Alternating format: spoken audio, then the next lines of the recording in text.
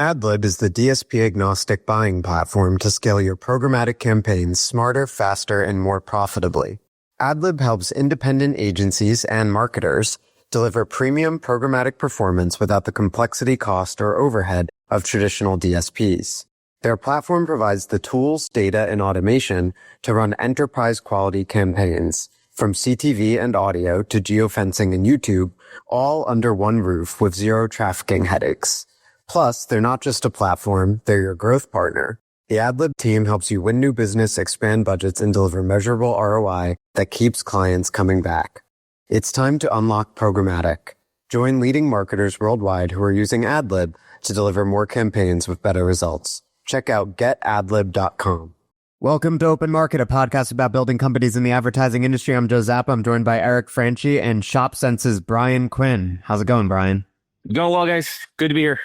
Hey, Bryan, let's get the disclosures out of the way. My fund is an investor in Shopsense AI, and Shopsense AI is a customer of Joe's company, Sharpen Marketing. Exactly. So you can't believe anything that you're about to hear. It's all hype. No, it's very real and rooted in reality. You can just go check. It happened. Speaking of which, Bryan, you announced a huge partnership last week with The Trade Desk. Tell us about what you're doing together. For us, we're very focused on content to commerce. That's kind of, what we are really banging towards and trying to make progress on every day. For us, this is an exciting partnership because it's the first time we're opening up our experiences to a DSP and the ability to come in a bidded fashion and allow their brands to come in and say, hey, I want to be next to this content and here's what I'm willing to bid, and kind of creating that auction that runs in real time. Let's back up maybe a half a step. When you talk about the experiences, we talk about, being adjacent to content. For those that are not familiar with Shopsense, can you just briefly tell everybody what Shopsense does and give them more context on the partnership?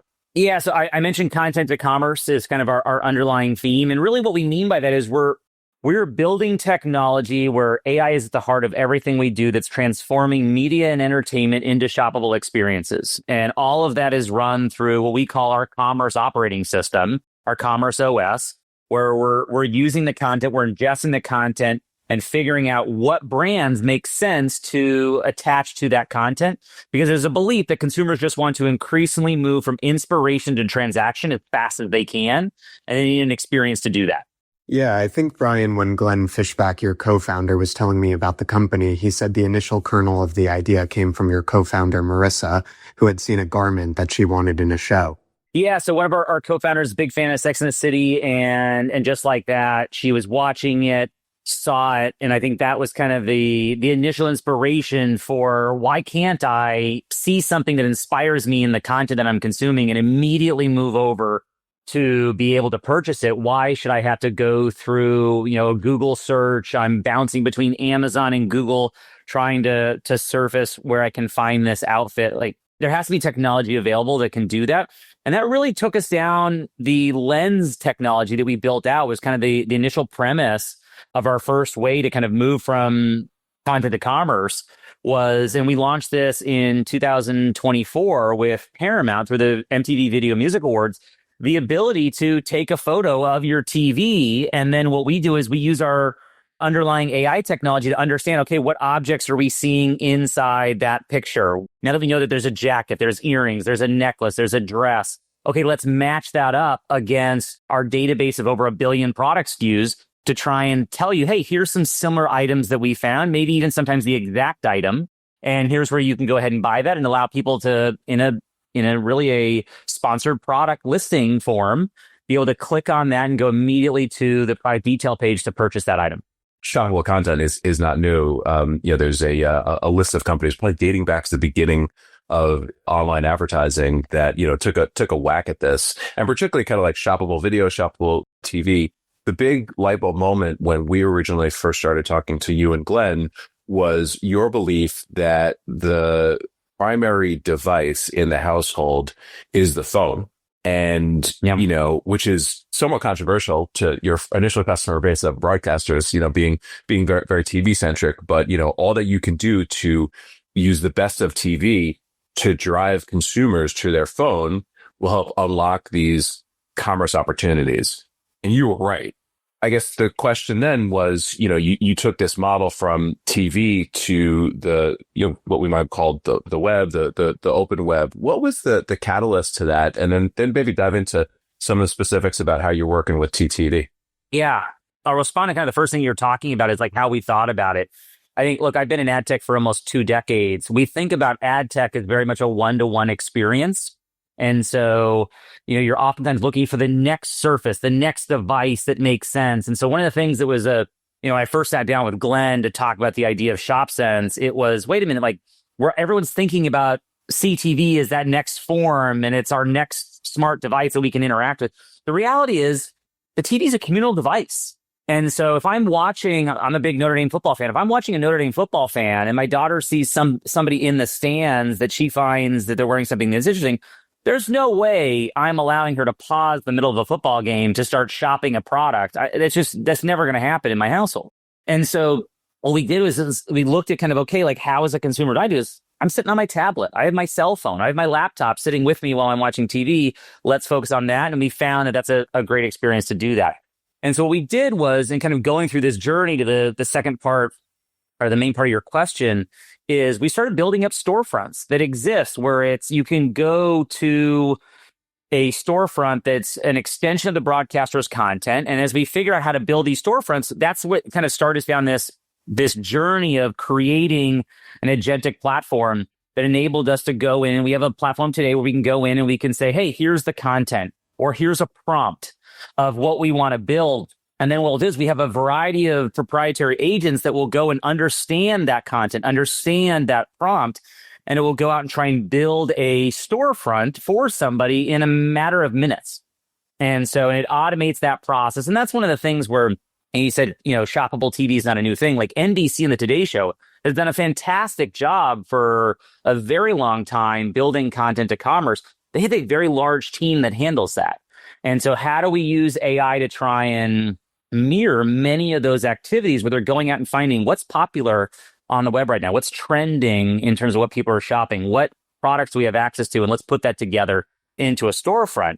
That then led us down that next phase where it's, okay, great, we now have this agentic platform. What else can we do to it? What other areas of content can we start to apply this to? We started to look at the open web as, hey, there's a great way where people are consuming content in an automated way. We can look at the video on pages. We can look at the images or the text that's on a page, understand what's being talked about, and then create a shoppable experience right there on the fly without ever having to have a human touch it. And so now we're taking in thousands of pieces of new content every day. And even though we're doing that, we're still only a couple dozen people in a company. And it's the platform that enables us to do that. It has a long-winded answer to a very basic question, but hopefully it kind of gave you some background on the platform and kind of that journey. Well, I think it's also important, Bryan, because it underscores what's novel about this and why you're doing it now, right? Because I think, as Eric said, a lot of people's reaction will be, oh, I feel like I've been hearing about, shoppable content for a long time, or social commerce or whatever.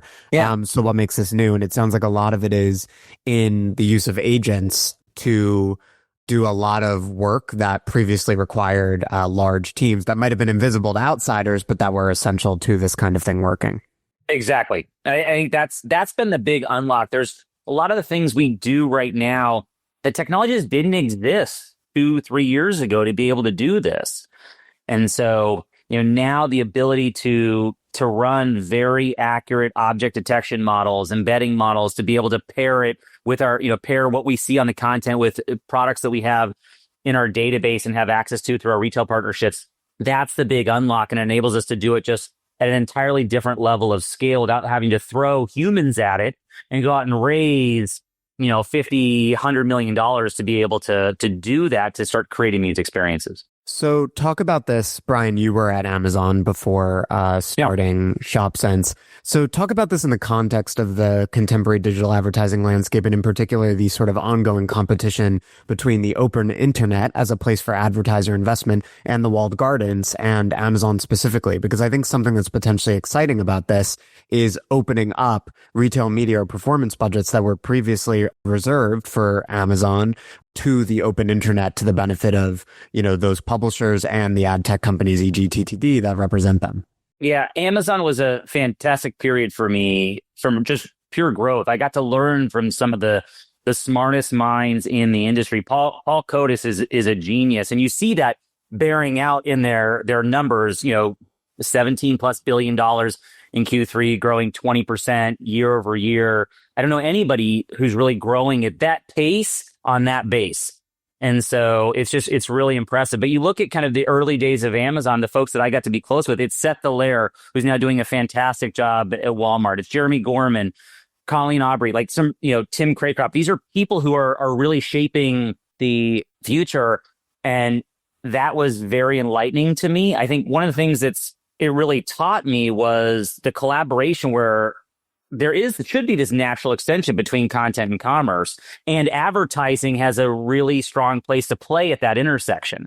I think as I've left Amazon and moved on and co-founded Shopsense, one of the things that I think has been interesting to me is that is still growing. There's still many organizations that are creating content. The content and the ads teams are in different floors.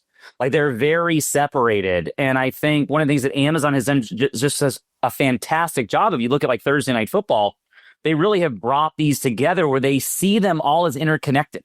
And I don't think that was the case. I think many of the existing mental models that were out there, especially in the TV space, was you have the content and you have the ads.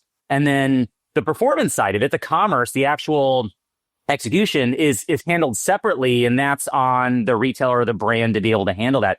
Amazon looked at it very differently, where they see these as all interconnected, and that was something that got shaped for my side very early. We tried to bring that into the space. I think this is something that you're going to see more interconnection as content evolves. It's a very interesting time in the space, and I think you're going to see a lot of movement where what content is going to be redefined drastically over the next few years. You're seeing more of the media companies, really start to focus on, okay, how do we become a destination? We can't rely on search. We can't rely on, third-party platforms for that distribution. We have to go out and make ourselves a destination that brings in users, and that's how we're able to distribute our content. And that'll be very interesting to see how that evolves. But I think as we work with, partners like the Trade Desk, it's a fantastic way to bring in budgets into a new area that's new for them. If you look at the Trade Desk does a fantastic job with display, CTV. They're doing a lot of great things in the audio space, but they really haven't gotten into the search, the sponsored product side. And you compare that and contrast that with Amazon. Amazon has an offering everywhere. Like, they do search, they do display, they're doing video, they're doing audio. They have an emerging out-of-home business as well through all the, what they have on the grocery side. And so, that's an area, and I think it's an area for growth. But I think it'll be a great partnership with the Trade Desk, because I think it is very mutually beneficial as they look to try and move further down the funnel at the point of transaction. I think, we pair very nicely to them. And I think there's a lot of parallels for where we've seen the Amazon business go to where I think there's a real opportunity for the Trade Desk. Yeah, I mean, we've been talking a lot about the outcomes era and this emphasis on performance in digital advertising, right? And the juxtaposition of, for example, TTD and AppLovin over the last year has been very instructive in that regard. Like, the performance ship that AppLovin is on has been skyrocketing. Now, obviously, not all advertising should work in the same way, and not all advertising is going to be like app installs, right? But I think there is a clear incentive and opportunity if the open internet ad tech ecosystem that has historically been more focused on brand advertising can facilitate commerce and can bring content and commerce together, as you were describing, they might be able to unlock advertising budgets that have historically been earmarked for this is for just retail media, and historically that means Amazon and Walmart, right? Or this is for just performance advertising. So I wonder, do you see this as potentially driving incremental spend from brands into the open internet to the benefit of publishers, and then obviously also TTD and Shopsense? Yeah, I think it's important, and it'll be critical for media companies to really think about performance. And I think by no means everybody, but many media companies have kind of gotten away from that because they've had to drive towards the short-term revenue. And the short-term revenue is, I'm going to add new ad placements. I'm going to insert ad refreshes that continue to refresh the ads because I have an opportunity to get more volume that will drive more. And oftentimes that came at the impact or the trade-off of performance. And so which then ended up leading people back more away from the open internet, back more towards walled gardens where they could offer closed loop measurement and, could really, focus long term on how do I drive performance for my brand. And I think, you look at sponsored products as a format, like we're big believers in it. And I think you see audiences are becoming more and more, in the Adweek article that came out, they referenced a Bain study. There's actually a more recent Bain study that came out that now said 61% of people don't mind sponsored product ads. The key being it needs to be relevant for them. And that's obviously I'll give the pitch for Shopsense. Like that's where our AI really helps connect that relevance so that it is useful as a useful extension of that content. And it's not seen as like some separate ad that's on the right rail that I'm just going to ignore and kind of go by. And there's a reason why we see a 6x increase in click-through rates over standard display. And it's because we're bringing utility to the page and to the content. And when people are inspired, we're giving them product options that they can immediately go and move to purchase. I posted this on X the other day. We had the launch of AdCP a couple of weeks ago, and then we had Marketecture Live, which was earlier this week. We're recording this on Halloween, October 31st. And it struck me that the open web has been getting beat up all year. And, partly is due to forces out of its control with the rise of AI search versus, Google search and continued pressure on publisher businesses and not enough focus on outcomes, yada, yada, yada. It struck me that the smartest minds that I know on the open internet are now seemingly all in and working, kind of sometimes together with AdCP, sometimes separately, just with, various efforts like Universal Ads with Comcast and, efforts like this with TTD. They're all focused on outcomes. And I feel like that is the right thing for, some of the smartest minds to be doing. And I think it could change everyone's view of the open internet in short order. My question for you is, where can this go wrong? Like, where can the open internet slip up and not, kind of grab onto this opportunity for driving towards outcomes and performance? I think the open internet is going to have to continue moving in this direction of obsessing about outcomes and advertiser performance. Because if they don't, there's others who are. Amazon is obsessive about how they drive performance. And it's why, there's some reports that came out that I saw this week about how they're offering the ability to do bake-offs and they'll cover some of your fees and so forth. And that's because I will tell you, like, the Amazon ad scene has tremendous conviction in their ability to drive performance for their customers. And so I think there's going to need to be that same obsessiveness, that same obsessive behavior on how do I drive better outcomes for my customers? And that may come at the cost of short-term revenue. How many businesses are in a place where they can make that trade-off? I think that's very difficult to think through because they might be looking at a multi-million-dollar shortfall and they're like, look, I just got to hit my revenue number. What can I do? I'm going to increase supply. And then that's hurting them in the long run. And so I think this move towards outcomes, this move towards agentic advertising, I heard the Scope 3 interview you did last week. Like, I think it's a very fascinating time to be in the space where, and we talked about my time at Amazon. There's a leadership principle that talks, it's frugality. And everyone takes it like, oh, that means Amazon's cheap. It's probably, in my opinion, like a misframed leadership principle. The core of it where I find valuable is constraints breed resourcefulness. And I think the constraints that the open internet is going through right now is going to breed and create the environment for some fantastic innovation to occur in the industry. And I think you'll see efficiencies come in. I think you'll see dramatic performance increases. I think all of that will help. It may not help everybody. I think you'd be wise to think that it's not going to help everybody. But I think there's people who do focus on that. There's going to be a lot of opportunity for them. Why don't you talk a little bit more, Bryan, about what you learned from more than a decade, I believe, at Amazon, how that's informing your shift to building a startup? I'll take like the auction, right? The auction, we just did the partnership with the trade desk.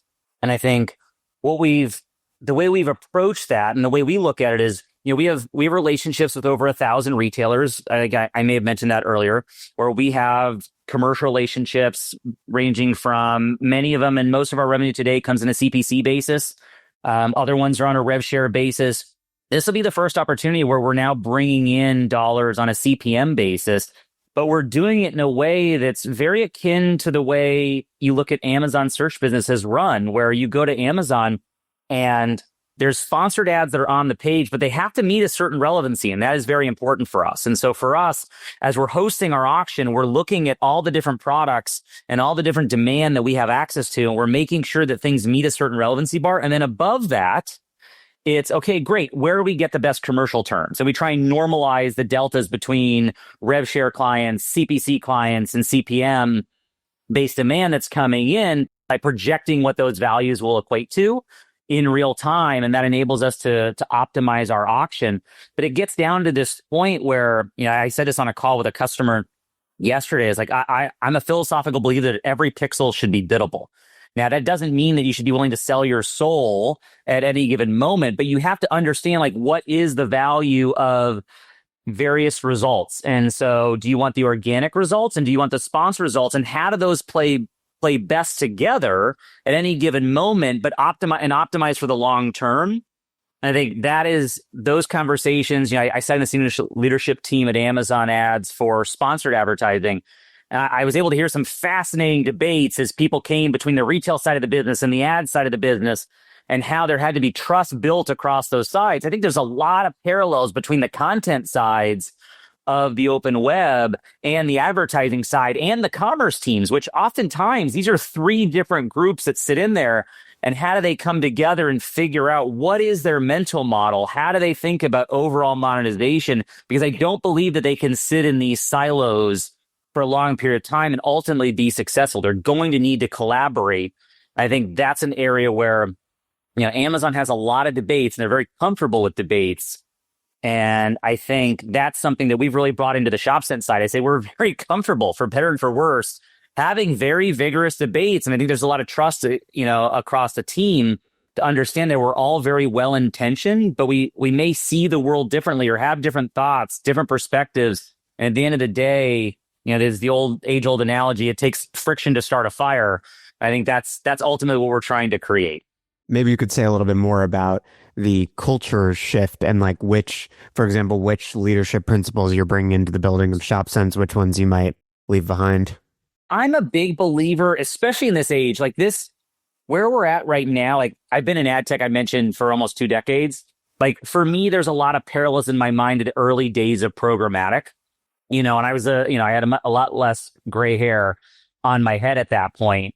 But like, I was one of the believers that was like, oh my God, like 2012, I was like, in 5 years, there's not going to be any IOs being traded anymore. There's not going to be a need for sales teams. I was very naive in terms of how fast programmatic would take on, but I was just a believer in the technology and the capabilities to make it more efficient and have it be less about, manis and petties and helicopter tours, and more about logic-driven decisioning that actually would drive purchase decisions between the buy and sell decisions between the two sides. I see a lot of parallels there now. And I think the underlying key for me is, I think, the importance to continue to be curious.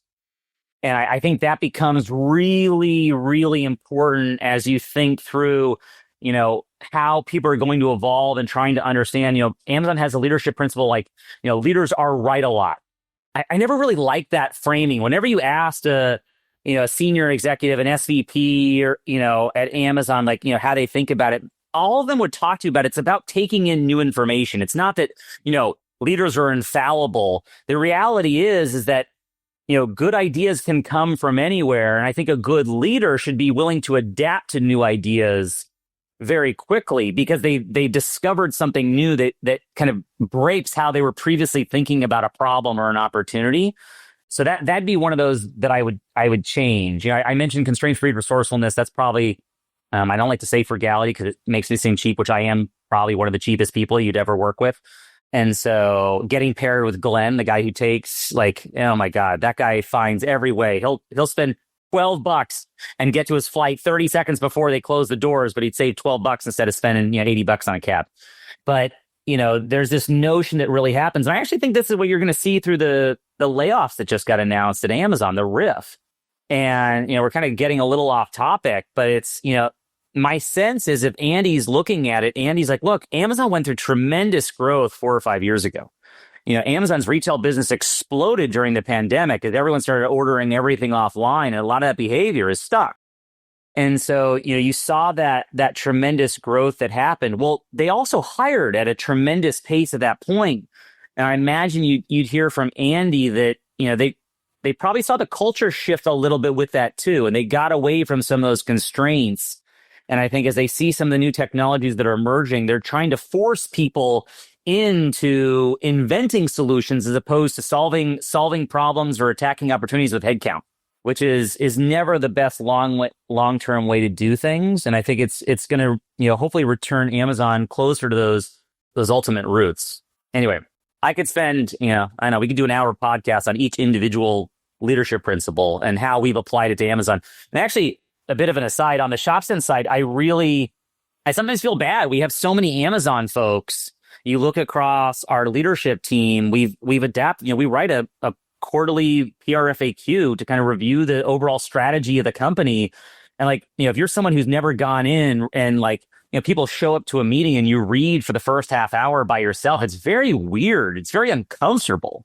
I feel for the folks who have joined Shopsense and they're like, okay, what's kind of going on here? This is a little odd. But you see it across many of the folks within our leadership team. We use terms like mental models, and we use terms like, OP1 to talk about, planning, PR FAQs. We do a lot of written docs. We're very comfortable having debates, and not everybody is. And so I think, at Shopsense, we've really gone through a lot of work to figure out what our culture is. A lot of that is going to be rooted in Amazon because we have a lot of former Amazon ad execs. Our head of product ran product at Twitch, and our CTO ran machine learning and data science teams at Amazon Photos. And so you kind of get a lot of those similarities. And we might take you up on the offer to do an hour-long pod on all of the Amazon principles. But let's talk about some other stuff before we let you go.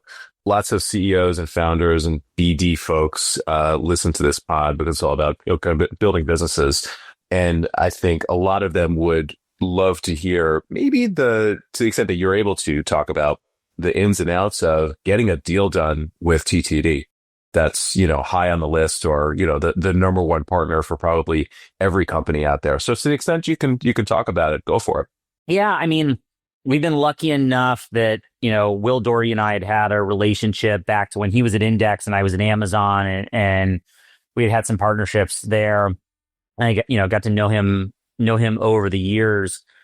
Will and I reconnected over the summer, started having some conversations. And I think there was, as those conversations progressed, we found there was a lot of similarities in terms of how we viewed the world and how Will was thinking about where the opportunities were for the trade desk. And I think you started to see some of the investments that they've been making. I think, there's a lot of just, brilliant thinkers over there, from Samantha and the team. Will and his team are fantastic. And I'm excited to get to start working with more of that team. I think through that, for us, really how that got done was, it started with a relationship that was there. And then I think, as we started discussing, we saw that we were seeing the world in very similar lenses. And that really opened up the opportunity for a partnership that I think the partnership is exciting right now.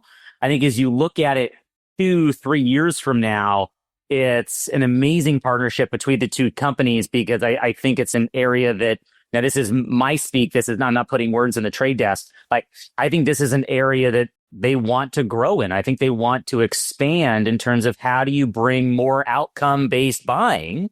And they already do a lot. They've invested a lot into this space. So it's not to say this is they're making their first move, but it's another format that I think they're looking to, really start investing. And I think they will, because at the end of the day, it pairs very nicely and creates a fantastic omni-channel marketing solution for their customers, where their customers can now pair, lower funnel sponsor product ads with CTV, with the out-of-home investments they've been making, audio, display, all those. I said in my interview with Adweek, it's about, meeting customers in that moment And this is giving them a great ability to pair the storytelling that they're advertising around, and they're able to reach with lower funnel conversions where people, you're actually measuring performance, many people on click, which is very different from the vast majority of the advertising that I would imagine is happening today to the trade desk. So hopefully I didn't sidestep it too much. I was able to get into some of the details there, and Will won't be upset with me. No, that makes sense. I think a lot of our audience are people building startups in the space, so I think they'd be really keen to hear about how that came together. Bryan, maybe we can just end on an optimistic note. You guys are, I think, less than 2 years in, and you've signed deals with some of the biggest media companies and now ad tech platforms in the world. What do you think, if you could distill it to like 2 or 3 key ingredients, what do you think are some of the like lessons or advantages that others might be able to replicate as they're building companies? I think, as we've talked to Will and as we've talked to other customers, they've really bought into the vision that we've had, and they've been excited by that vision. I think that pairs with the experiences and the relationships that we've had where, look, I've spent my entire ad tech career trying to make media companies more money. And I've from a company I was at, Adify, where we're building vertical networks to try and give them bigger reach, to moving on to Amazon, where I founded Amazon Publisher Services, and I'm proud to say that we drove billions of dollars in spend through the open internet. And then on Shopsense, where we're partnering with media companies again, I've had the ability to work with many of the people that we're doing partnerships with for years. And I think there's a lot of trust that I do really care about the open internet. I do really care about how do we bring them solutions that will be better for their business in the long run.